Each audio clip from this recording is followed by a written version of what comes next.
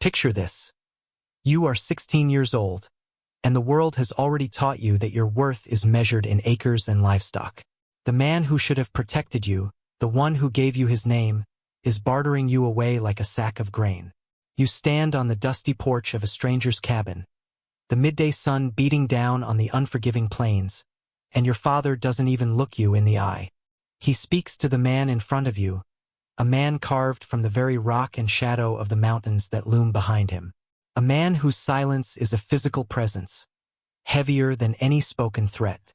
Your father, a man of bluster and cheap whiskey, calls you his hefty burden. He uses the word fat as a weapon, a final twist of the knife before he rides away, leaving you with nothing but the threadbare dress on your back and a hollowness in your chest so vast it could swallow the sky. The stranger, this silent rancher, simply nods. He hands your father a small, heavy pouch of coins. A deal is struck. A life is sold. You are now the property of a man you have never met, a man whose face is a roadmap of hardships you cannot begin to imagine, marked by a pale, thin scar that runs from the corner of his eye to the edge of his stern mouth. As your father's horse disappears into a haze of dust, leaving you utterly alone with the statue of a man, a single, terrifying question burns in your mind. What kind of monster buys a person? Alara watched the dust settle, her hands clenched so tightly her knuckles were white stones. She refused to cry. Tears were a currency her father, Bartholomew, had long since devalued. The man before her hadn't moved. He was tall, broad in the shoulders, with a presence that seemed to drink the very sound from the air. His eyes, the color of a stormy sky, weren't cruel. They weren't leering or triumphant. They were simply watching, observing her with an unnerving stillness, as if she were a spooked deer he was trying not to startle. Finally, he spoke. His voice was a low rumble, like distant thunder. The house has 2 rooms. One is yours, he gestured with his chin toward the cabin door. He didn't offer to take her worn-out satchel. He didn't offer a kind word. He just stated a fact and then turned, walking toward the barn without a backward glance. Alara was left standing on the porch, a ghost in a new and terrifying afterlife. The cabin was sparse, but clean. A simple cot with a neatly folded wool blanket sat in the smaller of the 2 rooms. A small, curtainless window looked out onto a sweeping valley, so green and vibrant it hurt her eyes after a lifetime of brown, parched land. There was no lock on her door. The thought was both a comfort and a terror. For the first few days, a suffocating silence reigned. The rancher, whose name she learned was Silas, was a creature of routine. Up before the sun, tending to his handful of cattle and 2 sturdy horses. He worked with a grim, focused efficiency, mending fences, clearing brush, chopping wood. He moved like a man who had declared a personal war on idleness. He ate his meals at the small wooden table, his gaze fixed on his plate. He never asked her to cook, but she did anyway, taking the meager provisions of flour, beans, and salted pork and trying to make them into something more than just sustenance. It was the only thing she knew how to do, the only value she had ever been told she possessed.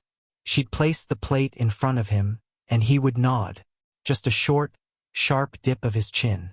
It wasn't praise, but it wasn't condemnation either. It was acknowledgement.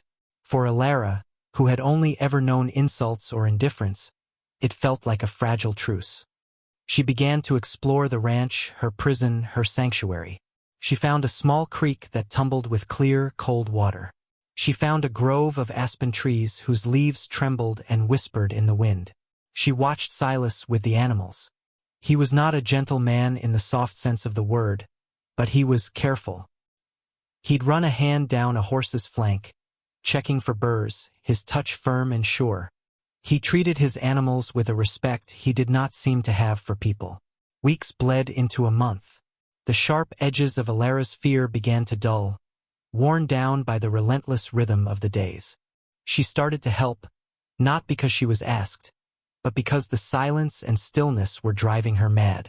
She collected eggs from the 3 chickens in their coop. She weeded the small vegetable patch behind the cabin. She scrubbed the floors. Each task was a small anchor, holding her to the present moment, keeping her from drifting away on the sea of her past. One evening, a storm rolled in. It was a violent, furious thing, throwing lightning across the sky and shaking the small cabin to its foundations. Alara, who had always been terrified of storms, sat huddled by the cold hearth, wrapping her arms around her knees. Silas was out in it, trying to secure a loose shutter on the barn. She watched through the window as the wind tore at him, the rain plastering his dark hair to his skull. He moved with that same stubborn, unyielding grace. When he finally came inside, drenched and breathing hard, he didn't go to the fire. He came over to her. He knelt, his movements stiff. He didn't touch her. He just placed an old, tattered book on the floor beside her. "My wife," he said, his voice rough. She read when she was afraid. It was more words than he had spoken to her in a month. He then retreated to his side of the room, turning his back to her as he stoked the fire, giving her the privacy of the moment. Alara picked up the book. The leather was worn smooth with use. The pages were filled with stories of faraway places, of brave women and honorable men. That night, for the first time, she didn't feel like property. She felt like a person. The change was gradual, almost imperceptible. It was in the way Silas began leaving a bucket of fresh milk on the porch for her in the mornings. It was in the way he started waiting for her to sit down before he began to eat. One afternoon, he found her struggling to lift a heavy sack of feed. He didn't say a word. He simply took it from her, carried it into the barn, and then returned with a smaller, more manageable sack. He set it at her feet. "Start with this one," he said, and walked away. It was a lesson, not a reprimand. He began to teach her things, not with lectures but with actions. He showed her how to properly saddle a horse, his large, calloused hands guiding hers on the leather straps. He taught her how to read the sky for weather, how to tell which plants were medicine and which were poison. He was giving her tools not just for survival on the ranch but for survival in the world. She, in turn, brought a quiet life back into his Spartan existence. She found wild berries by the creek and baked a pie. The look on his face when he tasted it, a flicker of surprise, a shadow of a long-forgotten memory, was more rewarding than any spoken compliment. She started talking to him, filling the silence not with nervous chatter, but with observations about the day, about the stories in the book. He rarely responded with more than a grunt or a nod, but she knew he was listening. One evening, as they sat at the table, the lamplight casting long shadows on the walls, she gathered all her courage. "Why?" she asked, her voice barely a whisper. He looked up from his plate, his stormy eyes meeting hers. "Why did you buy me?" Silas put down his fork. He stared into the middle distance, his jaw tight, the scar on his face seeming to deepen in the flickering light. "Years ago," he began, his voice low and strained, "a man came through here, politician from back east. Name was Thornton. He bought up land, bought up debt, bought up people. He thought everything had a price tag. My wife, my daughter, they got in his way." He stopped, his throat working. The silence that followed was filled with a pain so profound it was almost a sound. "I made a vow," he continued, his voice now like iron.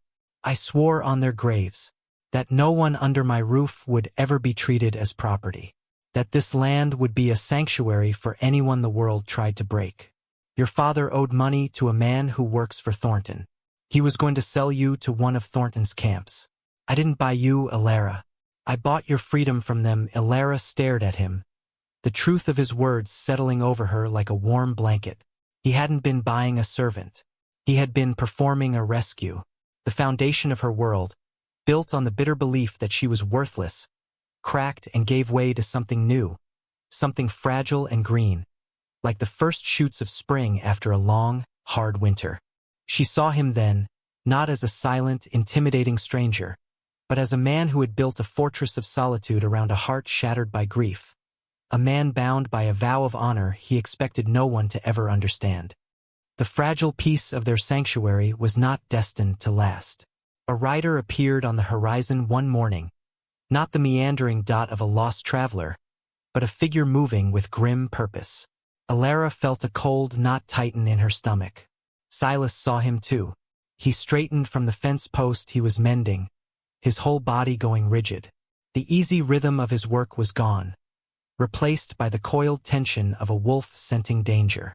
The rider was one of Mayor Thornton's men, a sneering brute named Calloway with a silver-plated pistol strapped to his hip. He didn't dismount, choosing to look down on them from his saddle, a petty king on a leather throne. "Thornton sends his regards, Silas," Calloway drawled, his eyes flicking over to Alara with a greasy appraisal that made her skin crawl. "Seems old Bartholomew's debt has been transferred. The mayor considers the girl part of the payment. He sent me to collect." Silas moved to stand slightly in front of Alara, a subtle, protective shift. His face was unreadable, a mask of stone. "She's not property," Silas said, his voice dangerously quiet. "The deal was with her father." "It is settled," Calloway laughed, a short, ugly bark. "The mayor makes the deals around here. He owns the law, he owns the land, and he owns who's on it. He's giving you a choice. Hand her over or he'll come and take her. And your ranch along with her. He's always had his eye on this valley." He spat a stream of tobacco juice near Silas's boot. "You have until sundown tomorrow with that."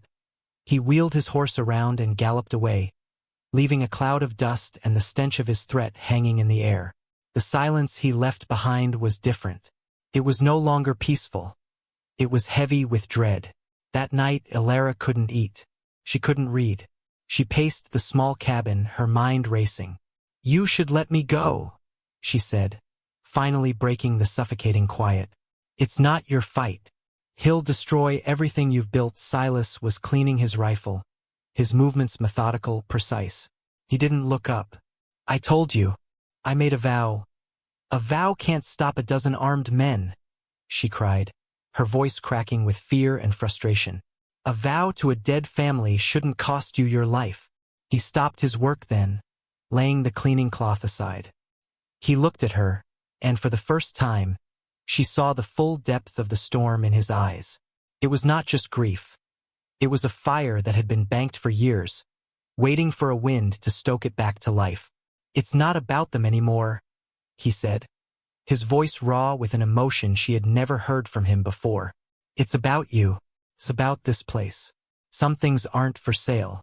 Some things you don't run from." He stood up and walked to the cabin door, looking out at the encroaching darkness. "They will come at dawn."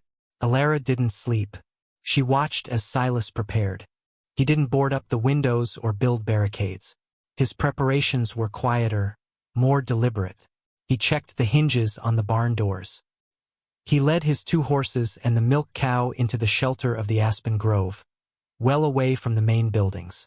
He laid out 2 rifles on the main room table, along with boxes of cartridges. He was preparing for a battle, not a siege. He expected to meet them head-on. As the first pale light of dawn began to bleed over the mountains, Alara made a decision. She would not be a burden. She would not be a prize to be won or lost. She had spent a lifetime being told she was weak, a thing to be discarded. Silas had shown her she was more. She walked over to the table and picked up the second rifle. It was heavy in her hands, the wood smooth, the metal cold. Silas turned from the window, his eyes questioning. "You taught me how to load it," she said, her voice steady despite the trembling in her hands. "You never taught me how to shoot." A flicker of something, pride, perhaps, or regret, crossed his face. "There's no time. Then I'll learn fast," she insisted, meeting his gaze without flinching. "I am not going back to being someone's property." Just then, a new sound reached them, the gentle clip-clop of a horse, coming not from the direction of the main road, but from a path through the hills. A lone rider emerged from the morning mist. It was an old man named Jedediah, a prospector who lived in the high hills. Silas had once set his broken leg and given him supplies to last the winter. Jedediah dismounted, a long Kentucky rifle in his hand. "Heard Thornton's dogs were barking up this way," he said, his voice like gravel.